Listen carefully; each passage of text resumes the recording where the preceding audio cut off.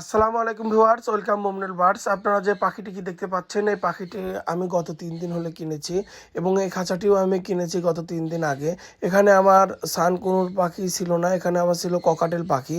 আসলে আমি আমার বাসার খামারের সমস্ত ককাটেল পাখি বিক্রি করে দিয়েছি, শুধুমাত্র একটি পেয়ার রেখে দিয়েছি। যে পেয়ারটি আমি জীবনের প্রথম কিনেছিলাম সেই পেয়ারটি আমি রেখে দিয়েছি। এবং কিছু দেখতে পাচ্ছেন বাজরিগার পাখি, এখানে আছে 5 জোড়া এবং তার পাশে এই পাশে রেখে দিয়েছি 3 জোড়া। এই মোট আমার 8 জোড়া বাজরিগার রেখেছি। আর বাকিগুলো সবগুলো এখন থেকে আমি সানকুনুর পাখি পালবো। আসলে ককাটেল পাখি পালন করে সেভাবে আমার আর লাভ হচ্ছিল না। তার মূল কারণ বাচ্চা এদের ক্যাঙ্কার হয়, মারা যায়, বেশিরভাগ বাচ্চাই কেটে যাচ্ছিল, যার ফলে ককাটেল পাখি সব বিক্রি করে দিয়েছি। তো আপনারা দেখতে পাচ্ছেন উপরে যে মাস্টার পেয়ার পাখি আছে, এই পাখি জোড়া আমার এবার বাচ্চা তুলেছে 3 পিস। অবশ্যই সবাই মাশাল্লাহ বলবেন। তো এই 3টি বাচ্চা এখন এরা প্রায় 3টি বাচ্চার বয়স প্রায় 20 থেকে 25 দিন।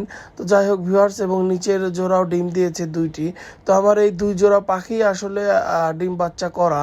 এবং নিচে যে পেয়ারটি আছে, অর্থাৎ একদম এই যে নিচে যে পাখিটা দেখতে পাচ্ছেন, এই পাখিটার বয়স প্রায় 1 বছর। এই 1 বছর ধরে আমার বাসারই বাচ্চা আমি রেখে দিয়েছিলাম। তো এই যে 1 পিস নিচে 2 তলায় যে বাচ্চাটা দেখতে পাচ্ছেন, এই বাচ্চাটাও আসলে আমার বাসারই বাচ্চা, এটাও রেখে দিব। এবং প্রত্যেকটা বাজিগারের কাছে 4টি করে বাচ্চা আছে। আসলে বাজরিগার পাখি লাভের আশায় পালি না, কিন্তু যে খাবারগুলো আমার নষ্ট হয়ে যায় এই খাবারগুলো আমি বাজরিগারকে দিয়ে থাকি। তো এই বাচ্চাটা আসলে প্রায় 2 মাসের কাছাকাছি বয়স হচ্ছে। তো এই বাচ্চাটাও আমি এবার রেখে দিব। ওই নিচে আছে 2টা বাচ্চা আর এই একটা বাচ্চা, মোট 3টা বাচ্চা রেখে দিয়েছি।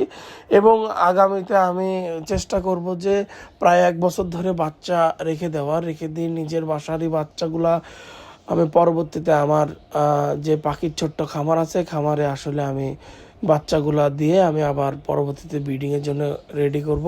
তো ভিউয়ার্স, আমার এই সানকুনুরের ছোট্ট একটি খামার আপনাদের কেমন লাগলো অবশ্যই আমাকে জানাবেন। আসসালামু আলাইকুম রহমতুল্লাহ।